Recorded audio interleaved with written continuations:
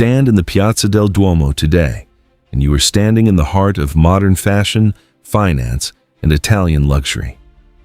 But go back to the year 1160, and this exact spot looks entirely different. This is Milan in the 12th century. Not a capital of an empire, but an independent commune. A fiercely proud city-state run by its own citizens, and it is booming. The air here is thick with the smell of wood smoke, roasting meats, and burning forge fires. Milan's wealth isn't in gold mines, it's in manufacturing, specifically metalwork and textiles. They sit at the crossroads of Europe. Goods flow south from the Alps and north from the Mediterranean. This prime real estate makes the Milanese incredibly rich and incredibly arrogant. But life for the average Milanese worker is harsh. You live in cramped, dark timber structures built right on top of decaying ancient Roman ruins. Sanitation is virtually non-existent. Where you see the beautiful, pristine canals of the Navigli district today, the Milanese were just beginning to dig muddy defensive trenches. They are digging these trenches because they know war is coming. Milan has expanded its territory by bullying and destroying neighboring towns like Lodi and Como. This aggression catches the attention of the most powerful man in Europe, the Holy Roman Emperor, Frederick Barbarossa. He believes Italy belongs to him. Milan disagrees. By 1161, Barbarossa's massive army encircles Milan. He doesn't attack the towering stone walls directly. Instead, he uses the most brutal medieval tactic, starvation. Inside the city, the situation deteriorates rapidly. The markets empty. The wealthy eat their horses. The poor are left to eat rats, roots, and boiled leather. Disease spreads through the cramped, unsanitary alleyways. Thousands die. After a year of unimaginable suffering, the proud commune breaks. On March 1st, 1162, they surrender. Today, Piazza San Fedele is a quiet, elegant square. But on that day, it would have been filled with weeping citizens handing over the keys to their city.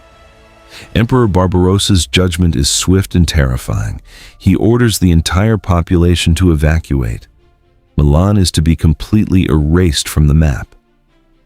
Imagine being forced from your ancestral home with only what you can carry. Tens of thousands of starving refugees pour out of the city gates into the freezing countryside. Barbarossa doesn't use his own troops to destroy the city. He gives that honor to Milan's bitterest Italian rivals. The militias of Lodi, Como, and Cremona arrive with pickaxes and hammers. They systematically dismantle the mighty metropolis. They tear down the massive defensive walls. They smash the Roman brickwork. They set fire to the wooden neighborhoods. Even the towering bell towers of the basilicas, the pride of the city, are pulled down by ropes. For weeks, the air over Lombardy is choked with the dust and smoke of a dying city. Where you see the bustling Piazza dei Mercanti today in the spring of 1162, there was nothing but a flattened, smoldering wasteland. Milan was gone. Legend says Barbarossa ordered the ruins plowed with salt so nothing would ever grow there again. Historians debate this as salt was incredibly expensive, but the symbolic message was clear. The survivors were forced to live in 4 miserable open villages constructed outside the ruins. They spent 5 years staring at the ashes of their former greatness. But Barbarossa underestimated the Milanese. Their destruction shocked northern Italy. Former enemies realized the emperor was a tyrant. They formed an alliance, the Lombard League. Backed by this new alliance, the exiled citizens returned. In the spring of 1167, they began to rebuild Milan from the ashes, brick by brick. They didn't just rebuild it, they built it stronger. Today, if you know where to look, you can still find the scars.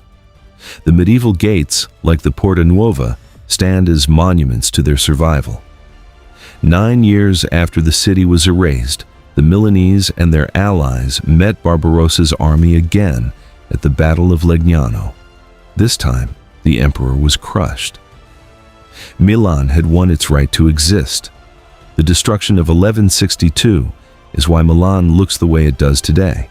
It's why there are almost no Roman ruins above ground. Barbarossa wiped the slate clean.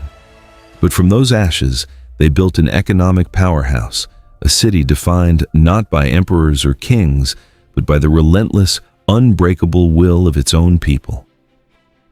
The next time you walk the stylish streets of Milan, look closely at the stones. They are the foundation of a city that refused to die. As always, we'll see you in the past.